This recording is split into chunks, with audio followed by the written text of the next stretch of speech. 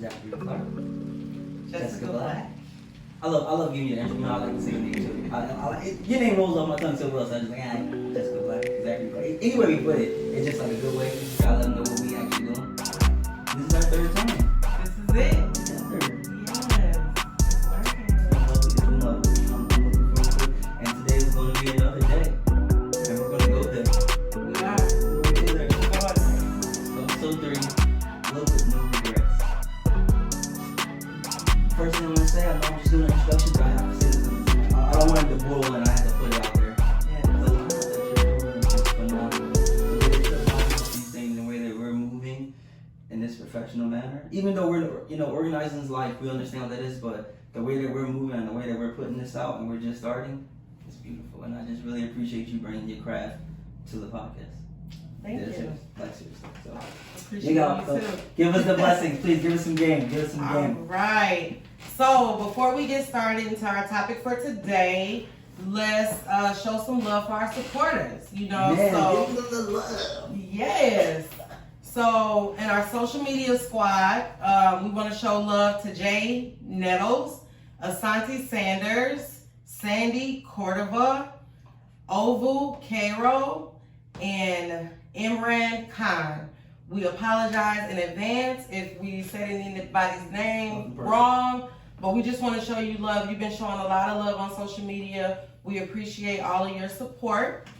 Next up, we got the Positive Vibe Squad. Showing love. Showing lots of love. So the Positive Vibe Squad are maybe people who aren't necessarily commenting on posts where other folks can see. These are folks who tend to do inboxes or reach out directly and have conversations around just sending the podcast positive vibes and loves and encouragement.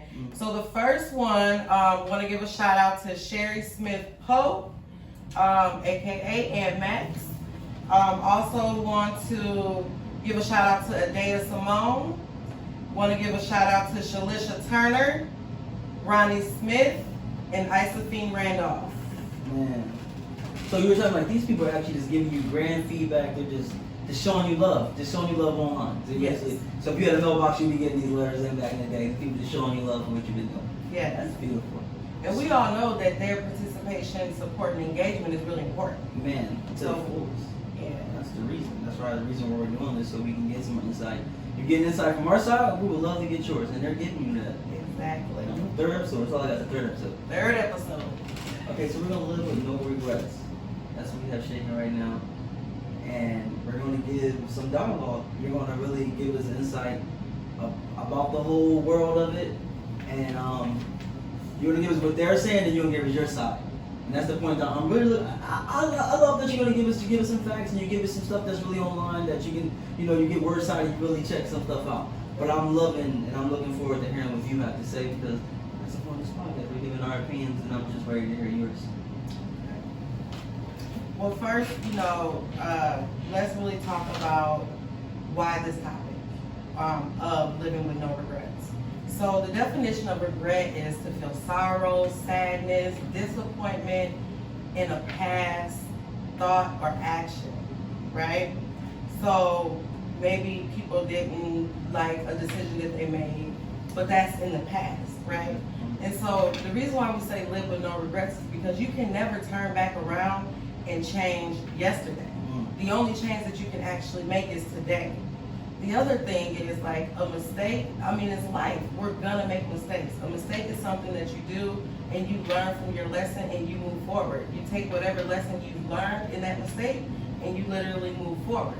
It's different when you start forming a habit. That's something that you continuously do. You make it a part of your kind of like daily habits. It's the same thing when I say don't second guess yourself. Go with your gut. So if you keep second guessing yourself, that's a bad habit that you have to reverse. So really, I want to talk about this topic because so many times in life we're the most critical people to our own selves, and that feeling of regret gets in our body, and it's negative. It's negative thoughts, negative feelings. It doesn't promote positivity, and it also can have the ability to leave us stuck. So before we start talking more about it, I think it'd be important for you to give the people a few of the Zach facts. Yeah, I've been waiting for this too. I'll be honest. I just love doing this too. Thanks to just printing this on, just getting this ready for me. We call it Zach fact, but just getting it for us. Let's just let this know. So, Zach fact of the day. A study in the Journal of the Clinical Psychology studied the effects of worrying on performing a task. Subjects were required to sort things into two categories. People who reported that they were worried about 50% of the time or more shown a significant disruption in their ability to sort objects as difficult of the sorting task increased. In a follow-up study, researchers found they were able to show that demonstrated that the disruption was a result of increased levels of negative thoughts. When the brain is faced with complex tasks, negative thinking hurts your ability to process information and think clearly. That's a fact. That's a fact. That is a fact. I believe it fully, because if I'm having to come in, I remember just doing things in college, and I was in that class where I knew the teacher didn't really like me, and they knew that I had to come in and do this presentation, and he came in there and he would give me that smirk or anything. That would ruin my whole thing. Just because I know, like, you're judging me, and then you're gonna give me this, like, come on, that's just extra. But I'll still come off and do it. But the inside, you feel like, man, I couldn't give it my all just for that negativity that person was bringing towards me. Mm-hmm. So I definitely feel that. I feel that. Yeah, negative thinking, it doesn't solve anything. Yeah. It doesn't solve your problems.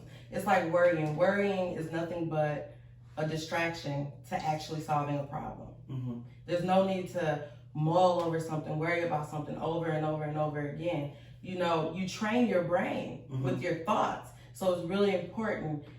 We talk about being responsible for your thoughts, actions, and deeds. Well, your thoughts actually inform your actions, which then inform your deeds, good or bad. So if you're 100% responsible for yourself, and the biggest thing you got going for you is your thoughts, you also have a responsibility to yourself to make sure you're having positive thoughts, which means you have to be more kind to yourself. You know what I'm saying? Yes. You have to forgive yourself and move forward. Like, that's what life is about. So everyone's living this life. Everyone has like different regrets, or not even when they have regrets, like, man, did this just happen? How am I feeling about this? Do I want to relay this to someone else, and we're gonna keep this within?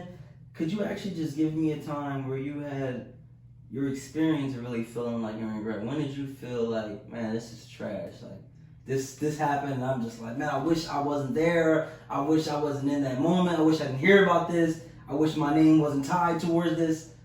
Can you just give me a time when that really, saturated? I'm gonna give you two. Ooh. Because I think they're both really important. Okay. So the first one that I'll go with is this. Learning to listen to my own intuition came with consequences. We talked about that last week. When someone comes on your heart, it's a message. Your body, your spirit is always giving you messages that you have to pay attention to. It is a connection that is informing you, right? So I'm not going to say who, but there has been a few times that a particular person has come on my heart, and I've just sat with it. Oh, I thought about that person. Oh, okay, yeah. Oh, and have a whole conversation inside of my own self about that person instead of reaching out and contacting the person, putting it on the to-do list to contact them. You know what I'm saying? So when somebody's on your heart and you don't reach out like you're supposed to, and then they die, you feel bad. You feel bad because you could have had that last conversation. Even if you didn't know it was the last, your body was warning you, telling you something. Or before something bad happened to someone. Like, you could have just had that conversation. And that was one time in my life, or multiple times in my life, that I felt regret.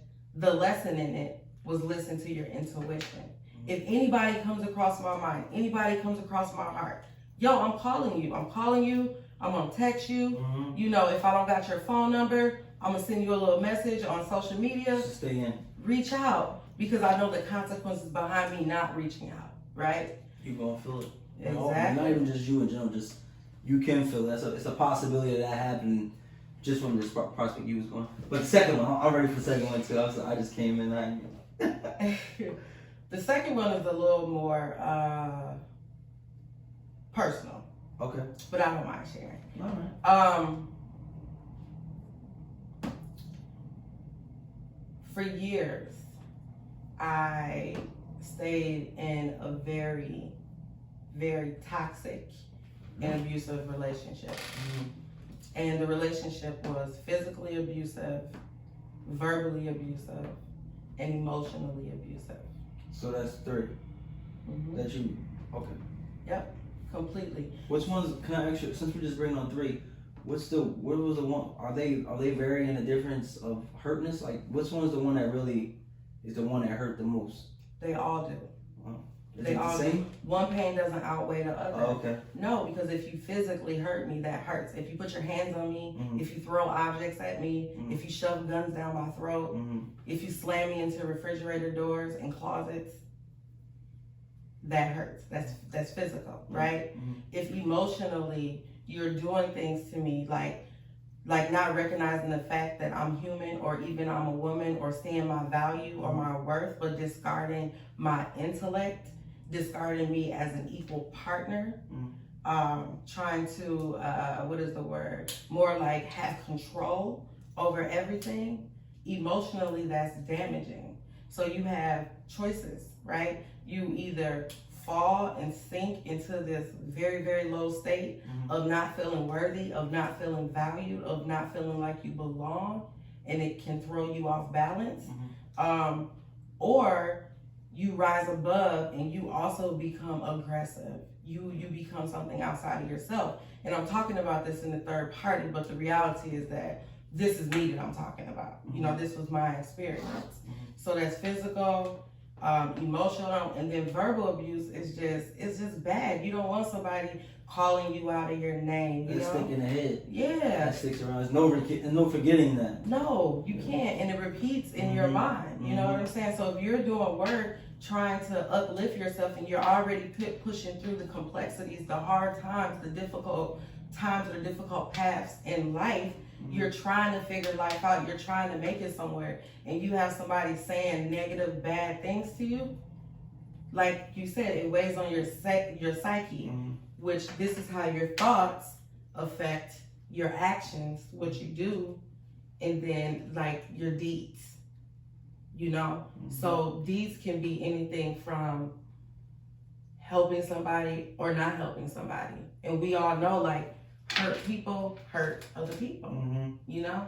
So in a moment of kindness, you can actually be mean for no damn reason. So when are you regretting yourself or you regret meeting that? Which side are you really on the regret side? Is it you regret yourself for being that available or being that open to be in that situation? Or you regret the whole situation by you just meeting that person and just that happening? So I don't regret any of it today. Okay. Oh, nice. None of it. Wow. That's why I can share it. Yeah. I'm not emotionally attached. I'm not embarrassed, and I'm not ashamed. Yeah. You get what I'm saying? But like we talked about in this podcast, I wanted it to be real. These are real life situations that people are embarrassed of, that people are ashamed of, that people don't want nobody to know. You know what I'm saying? So at the time, of course, I was completely embarrassed to be in this situation because I wasn't brought up like that. I never seen that stuff in my home. Yeah. My mom never exposed me to that. Yeah. None of my aunts and family members, if that's what they went through, I didn't know about it. Yeah, so you know? So it was a new thing, but I also knew better because I was also warned about that stuff. I was talked to about it. But then being in a situation and having a conversation is two different things. You know? Man. But what I was saying is that the regret that I felt was staying in it so long and having a young child, you know, having my son watch this toxic relationship. There were times when it was nothing for a fight to break out in front of this child. Nothing. For this child to grow up and see and hear his parents argue. So you have two people who actually love this kid, but what are you showing this child? And so as my son got older and started to develop, I could see things in him that how his parents' behavior was affecting his behavior, like the shaping and molding of him. So when I looked at his behavior, I was somehow conscious enough to be able to say, "Oh, this is directly connected to this," or noticing like you're being slammed in front of a refrigerator and your child is watching. It makes you feel powerless. It makes you feel irresponsible. It makes you feel like a failure. And forget how you feel. That look in your child's eyes where they're powerless and they can't help and they don't know what to do in this negative situation and they're traumatized and they're stuck. Yeah, it's horrible. So those are some examples of places in my life before I knew what I know now that I felt regret. Well, one thing you can honestly say that, you know, like you said, you're over, like it's no regrets feeling. Like you're really over it. This is a time in your book that's already passed. Yeah. And you're just thankful to be alive and you're just happy to keep going. You're growing day by day. Yeah. So that's one thing we can smile about and look forward. Yeah. And the good thing is that you get to relieve it and you put it in such a good way that we're not trying to feed off of it. It's just the fact that you're just relieving this in a natural setting. Like you're really actually getting like a therapeutic from this as well. And I feel it. And it's such a beautiful thing because it's organic and we're putting this out and it's just, man, I hope I did the facts good enough for you people because I just sounded off. That was just like great. It was good. And I remember like a regret. I wouldn't say like I have too many regrets like you said because I really feel like I'm past them. But I remember like sometimes I do regret like some of the relationships I had, like even if it was just like some of my pals. And it was like I never really dated that much. Like the girls that I've been with, just been very, very few that I actually dated. So my dating life is like really, really not that lit. But like far as buddies and pals and guys that I met, as far as growing up, some of them friends I can actually say like, oh man, I do regret. Like you really didn't bring too much good. You brought a lot of bad, and I was just so addicted to it because it was just something different or something that I didn't want to leave. I don't know why I didn't want to leave. I guess I just wanted to be around that or just like I felt like it was needed. Like I needed to be around this to prove something around. In my growing, just like, all right, he cool, but I know he hate me deep down. I know he just got this hate, but I'm gonna do it. Cause I remember one time, like I would meet so many different people, and I would feel it from the door. Like you do not have no love, but you know what?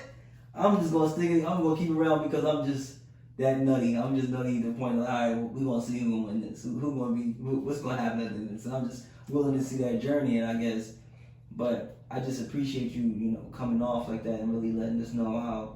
You know, things are really going on in the real world, like, cause that's something really real. Like, I never actually went through anything like that, but I've seen it, I've heard of it. I mean, you feel me? So I know that it's real. I know that that's something real that actually is happening today. And someone's going through that right now. Yeah. And it's just like, yeah, man, I don't know how much more I can go off on that one. So I think you give me some acknowledgement. It just takes a little bit longer because that was. Sheesh, man. So it's like, you know,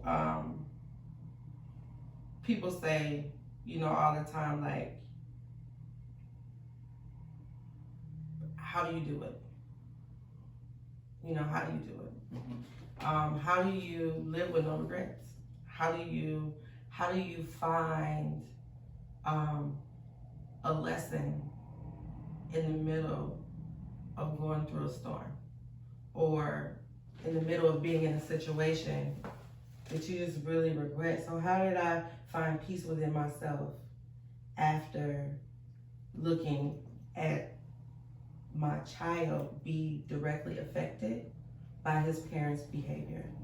And I believe that it's important for me to say this because first and foremost, I'm not a victim. I'm very clear about that. I have done my self-work. I have done my self-study. I understand what domestic violence is. Yeah. I understand that it's not right. I get all of that kind of stuff.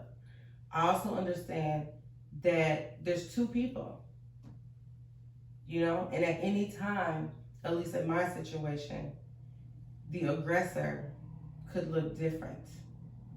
So this was a two-way street. Yeah, two to tango. Exactly. And there's responsibility for both parties in that. I've never heard a woman, I never heard a woman actually give that side, like, yo, this ain't just him. It's both of us. Yeah. If I wanted to stop, I could have been left, and you feel me, I could have figured out. So it takes two. It takes two. All right. You gotta do the work in order to understand what your role is. It's never okay for somebody to put their hands on you. Never. You know? So I'm not making excuses, but I'm also admitting to the fact that at times I was the one throwing stuff. You know what I mean? So it's like sometimes people want to tell a story. They want to tell a story from only, you know, victim's kind of point of view.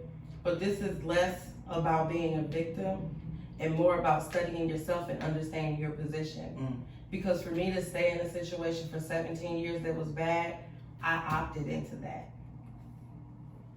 So there's something about my role in that. You know, it's not all about somebody else manipulating me, somebody else imposing things on me, because ultimately I'm 100% responsible for me, whether I recognize it at that point or I didn't. The reality is that I make the choices in my life. So blaming someone else completely, that's not taking away the things that are another person's responsibility. What I do with that, though, is my responsibility. If I stay in that, that's my responsibility. If I get out of that, that's my responsibility. How I get out of that is my responsibility. You know? So I just want to lay out a few steps that I took. Please. Number one, I had to acknowledge that this wasn't real. Like, I didn't like the way it made me feel. I had to acknowledge the fact that it hurt me to see my child in that situation. And I also had to acknowledge the fact that I was playing a part in that because I stayed in it. You know? So I had to first acknowledge that. And that didn't necessarily feel good. There was like emotions that went, you know, inside of that, into that. There was tears, there was writing, there was long walks, there was loneliness, there was sadness, there was depression, and then there was triumph. Because again, all that pain, you turn that stuff into power. Because it's you that needs to empower you. You know? So that's one step you can take. The second one, like I said, is looking within yourself and asking yourself questions. So in this thing I call self-study, I had to ask myself real questions. Why are you in this situation? Why do you choose to stay? What is it that you're holding on to so much that you can't let it go? You weigh the good and the bad. Yeah. And in this particular situation, I think it's important to give somebody a real example, right? Because sometimes we can hear stuff that's inspiring, that's motivating, and then we can just almost drop the mic on ourselves like that was good and keep moving with life but not know how to apply it. So I want to talk a little bit about application. Inside of this self-study, when I asked myself several different questions, one of the things that I figured out was, as a little girl, I was a daddy's girl, and I always wanted to have a very tight relationship with my biological father. I felt like an outcast to some degree because I was pretty much what this society calls as defiant, but I wasn't defiant. I was actually just speaking my truth to power. You know what I'm saying? So when I got down to the core of that question, I was holding on to this toxic relationship because I didn't want my children to have the empty feeling of feeling like your biological father did not want you. So I took the bad situation and stayed in that versus saying, you know what, you're gonna be all right. You still got two parents. And all the only decisions I can make is the ones that I make for myself and how I'm gonna treat you. And then your other parent, you know, he has the same opportunity to make the decision too. I don't have to stay here because of that, but that's why I did. But once I knew that, click, I could move forward. That was an opportunity, which is the third step. You look for the opportunity to move forward. Okay, this is a whole situation that can be looked at negatively. Mm-hmm. How are you going to grow? What's the opportunity? Where's that positive at? Where's the positive? Where that gives me? Right, what are you going to do with it? What's your plan? Execute. I love it. I love your math. I love your math. You put it together. I mean, we started off with this and it was just really intense, and then the way that we can just bring the light back and bring that positivity back, just like you were saying, just in life and your regrets, how we can just find it. It's the same thing we going with this pod, and we're just back in a loving setting. And this is one thing I did want to say, and it's definitely very, very media, and I didn't want to speak on it too much, and we didn't get to write it down, but I knew that I just wanted to take 2 minutes. Mm-hmm. And I just want to say something about Kobe Bryant, man, because Kobe Bryant is gone, and I can honestly say, and I see this a lot online, that like I really believe Kobe Bryant is one of the first black men that I ever grew up in seeing and really like acknowledging, like, dang, he's really the guy. Like, he's really just like this ultimate guy. He's just a black man. He's just great. He always wants to do better and better, and he's gone. And it sucks because it's like it's a good and a bad. So now we get to actually see what life's about and how real it is and how serious you need to take it. I actually got that insight from losing Kobe Bryant. Like, it touched me till I was like, ooh, Kobe Bryant's going. Sheesh, this is real life. And I just wanted to, just give him some love. I love Kobe Bryant. I think Kobe Bryant, he wasn't my favorite player, nothing like that. It's just I love Kobe as just being the basketball player. Like, he was just the basketball player. Yeah, let's do the quote. Let's go. You know what? I actually just want to piggyback on that too. Oh yeah. Life is very, very precious. Mm-hmm. And his daughter, the other families, definitely prayers are with them. I'm serious. I'm sorry for missing. I think that he was definitely a very, very beautiful, powerful, influential, and positive man, and that his legacy his physicalness may be dead, but his spirit and the legacy of this lifetime will continue to live forever. Because no energy that is destroyed that is created, no energy that is created is ever destroyed. And I did just want to say, it's going to be interesting to see how this thing unfolds, because I don't think it's an accident. But that's a whole nother conversation. Yeah, let's go. So in closing remarks, I will just say it's important to be kind to yourself. It's important to love yourself. And don't get sucked into the feeling of regret. Life is about living. It's about making mistakes. It's about learning from those mistakes. And we're all just striving to be better. Like, no one person is not better than the other. A lot of times we're hiding, we're living in shame. Or you heard me talk about something I call victimology. There's a whole ology behind it. We're living in blame. The real work is in the mirror. If you want to advance your life, the real work is in the mirror. It's you. There's nothing outside of you that is going to feed you, that is going to heal you, that is going to help you. So when you get those negative feelings, it's like poison, as you said in your Zach fact. It's like poison. Those negative thoughts bring on illness, actual physical illness, mental illness, psychological illness. So take care of yourself. And then I wanted to read a quote. Please, I like that. If you live long enough, you'll make mistakes. But if you learn from them, you'll be a better person. It's how you handle adversity or hard times, not how it affects you. The main thing is never quit, and never quit. And that is a quote from William J. Clinton. So the question I have for